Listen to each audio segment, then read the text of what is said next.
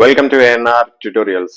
RRB NTPC group D కి సంబంధించిన 100 days time టేబుల్లో ఈ రోజు డే 8 గురించి చూద్దాం.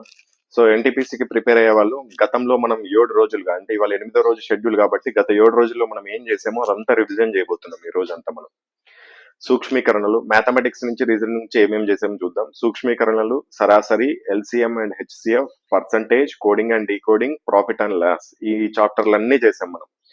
దాదాపు వీటిలో నుంచి 8 మార్కులు పక్కా వస్తాయి మనకి. యావరేజ్ నుంచి 1 మార్కు ఖచ్చితంగా వస్తుంది. ఎల్సిఎం హెచ్సిఎఫ్ నుంచి 2 మార్కులు కూడా రావచ్చు, లేకపోతే ఒక్కోసారి ఒకటే రావచ్చు. పర్సంటేజ్ నుంచి 1, కోడింగ్ అండ్ డీకోడ్ నుంచి 2-3 క్వశ్చన్స్ రావచ్చు. ప్రాఫిట్ అండ్ లాస్ నుంచి 1 క్వశ్చన్ వస్తుంది. అదేవిధంగా సూక్ష్మీకరణ నుంచి ఒక్కోసారి 5 క్వశ్చన్లు కూడా రావచ్చు, ఒక్కోసారి ఒకటే క్వశ్చన్ రావచ్చు, ఒక్కోసారి రాకపోవచ్చు కూడా.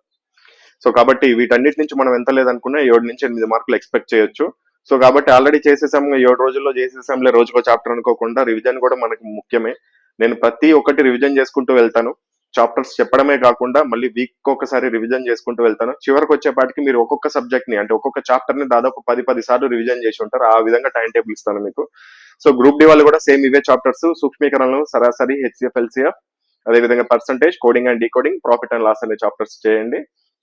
అదేవిధంగా ఈ వీడియోని ఎవరైనా మొదటిసారి చూస్తున్నట్లయితే మీరు మొదటి రోజు నుంచి టైం టేబుల్ ఫాలో అవ్వాలనుకుంటే డిస్క్రిప్షన్ బాక్స్ లో ప్లేలిస్ట్ అనేది ఇచ్చాను.